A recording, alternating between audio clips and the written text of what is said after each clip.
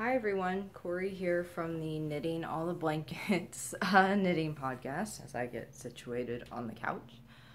This video is going to be mainly about, I promised you in the last video, progress update and numbers update on the blanket I am making for my little brother.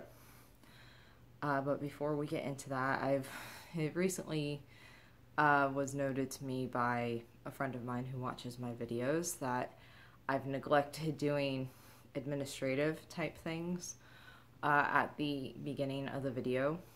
And it's really because I still have to have my intro notes in front of me because I'm not used to doing this. We got sunlight over there,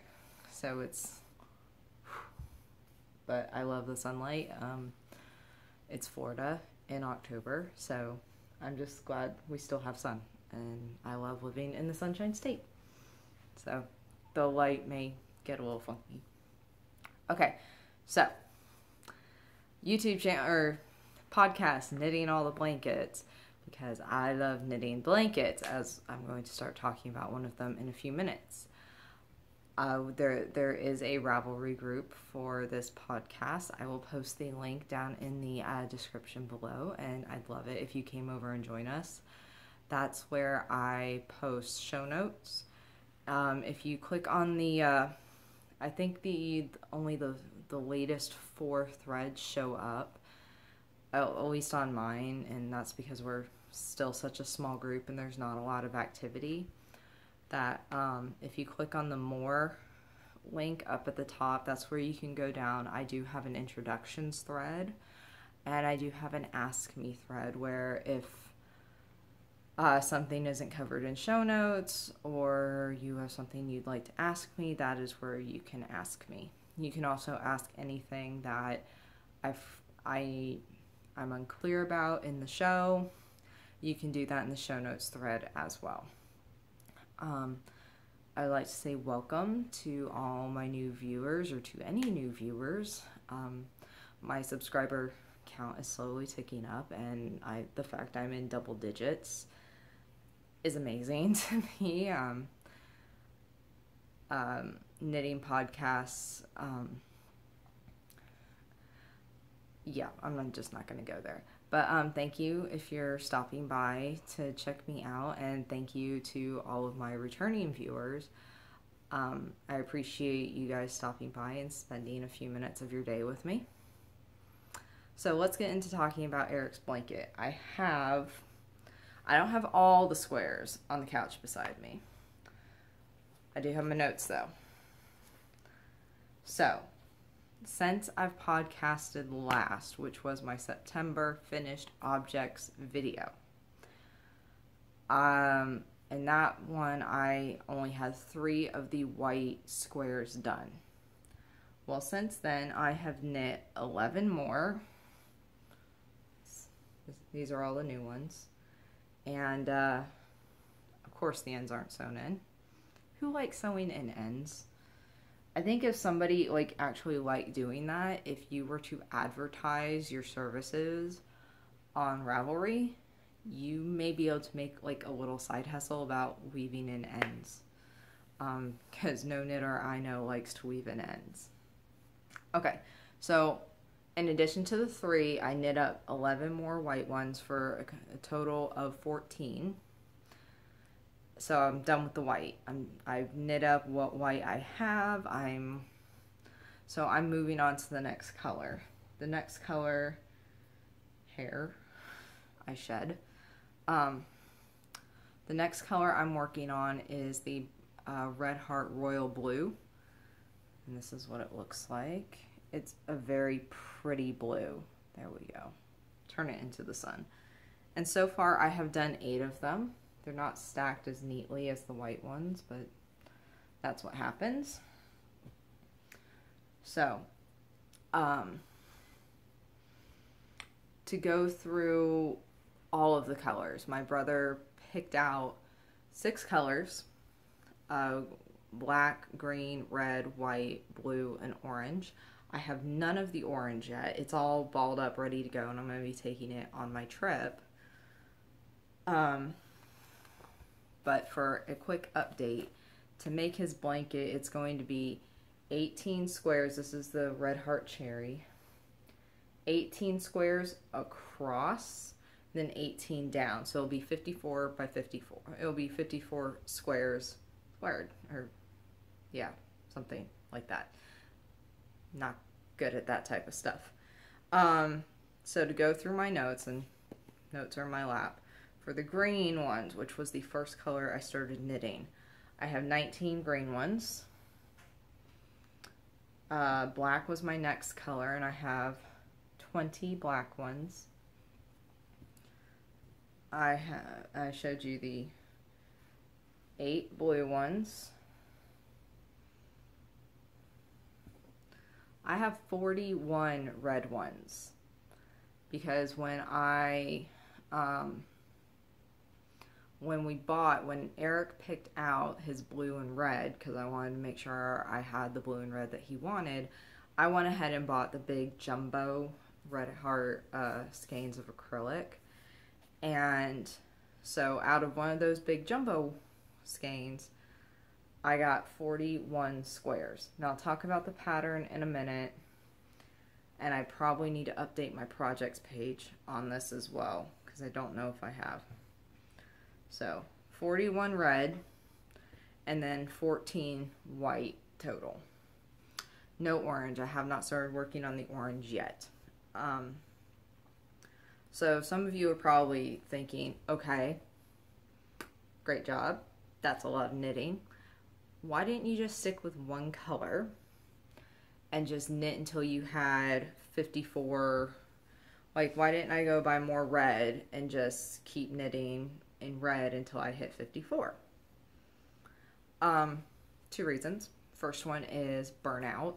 I don't know about you, but if if I'm working in a solid color for a while, or no, the ombre and the multicolored ones tend to amuse me because they always knit up differently. But if I'm working in a solid color for an extended period of time, I tend to burn out and get sick of it. So that's one reason why I didn't just go buy more red and finish the red. Another reason was when I started this project and my brother had told me his colors, I had black and green in my stash already. So really it was, I knit up what I had before we went out and bought more yarn.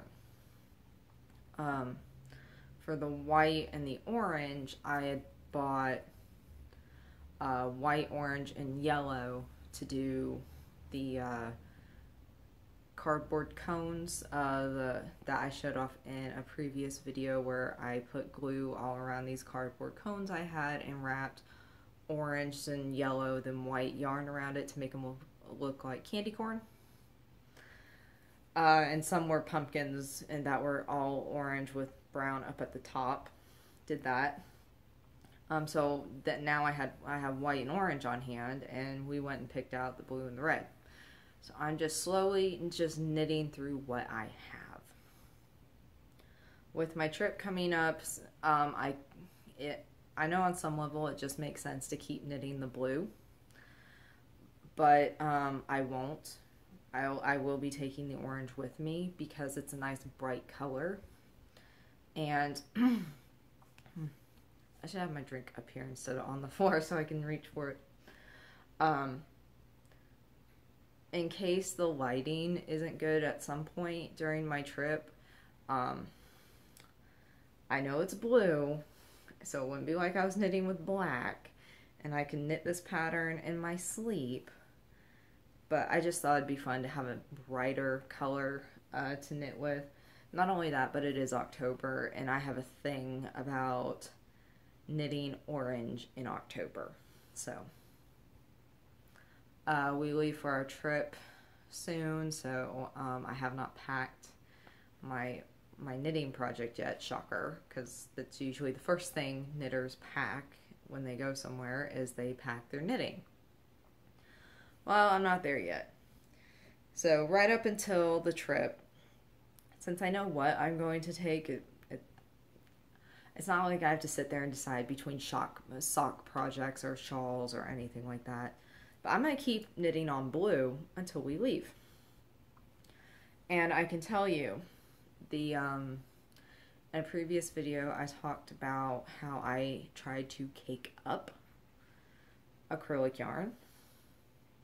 That was a mistake and a waste of time. While it looked cute, all caked up and sitting on top of each other, the cakes just started collapsing immediately when I tried to use them. So all the time I spent caking up that yarn, I should have just balled it up, because in the project bag that I'll most likely be taking, because it is my biggest drawstring one, the cakes didn't fit properly in there, and when I ball up these acrylic balls, the amount of blue that I had made like 3 huge balls like this, almost as big as my head. Probably not as big as my head, so probably like there, in there.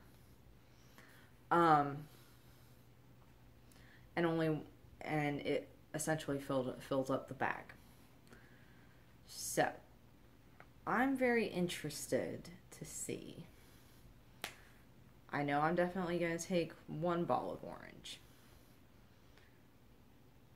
If I can manage it, and if I don't get in trouble, because when we travel we pack very light. I'm not opposed to washing socks and underwear in the bathtub at a hotel and letting them air dry so that I don't have to take a million days worth of clothes. But that's me, not everybody's like that. Putting a second ball of orange into my suitcase, and I shouldn't even call it a suitcase. We travel with backpacks and big military surplus backpacks.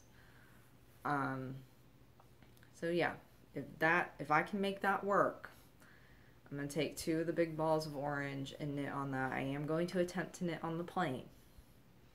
I printed out the TSA regulations on little safety scissors that I have, and knitting needles. I've printed out the guidelines and the rules for the 2 airlines I'm flying on. But we all know it's TSA. And all it's going to take is for 1 TSA agent to be on a power trip, and they can take my stuff. But contingencies will be packed. Because last year flying home, I saw somebody knitting on the plane, and I'm like, okay, next trip I'm going to attempt to knit on the plane. I'm going to. Okay, so slight tangent on why I'm not going to keep knitting on the blue for the rest of October. Excuse me. So, burnout stash, got that. Okay, so, once I have 18 of each color, and so I need I need 4 more white, 10 more blue, and 18 orange. Once I have at least 18 of each, I'm going to have my brother come over, and we're going to sit and we're going to lay out the squares and try to figure out what design he wants. Like, I don't know what order he wants them in. I don't know if he wants a single stripe of each color, you know, what order. Yeah, he and I are going to have to lay everything out on the floor and design it. We tried with XL. That didn't really work. And I'm also a very visual person. So once we have at least 18, so that will at least get us across and then a down, he can tell me what he wants. Yeah, so that's why. The pattern I use, let me use a brighter square. This is, if it looks familiar, it should, because it is the Grandma's Favorite Washcloth pattern. And I also use it as my scrubby pattern when I make cotton scrubbies. And I just go, you know, you cast on your 4 and you knit 2, yarn over, finish the row, and you repeat for the dishcloth. That's usually up to 45 stitches. Well, for my scrubbies and for these squares, it's only 25 stitches. And I'm using a US size 10 knitting needle, which I believe is 60 millimeters. I really shouldn't try to do this from memory. But, so yeah. Grandma's favorite washcloth, 25 stitches up. Then I come back down. Oh, other stuff.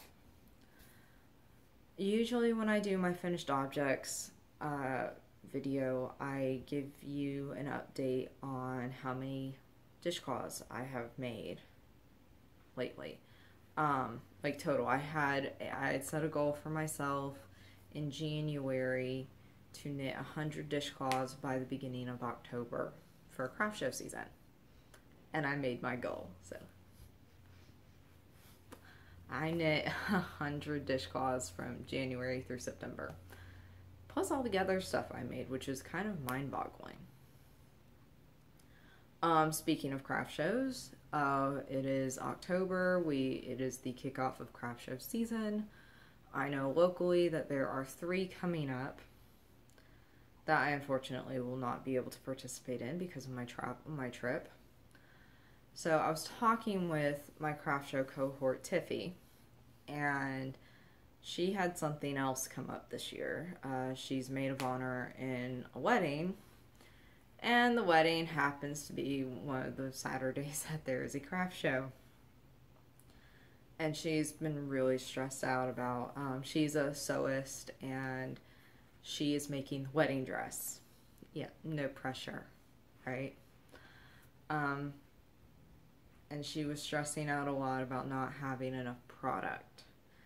So I told her that we should probably just take a break this year, since it doesn't look like we're going to be able to participate fully this year between the trip and the wedding and some other stuff that's going on. So we decided to take a break for a year. Luckily, 2 of the craft shows we participate in, it's not a big deal if we miss a year, but for one of them, if we don't participate, we lose our spot, and we have a good spot too.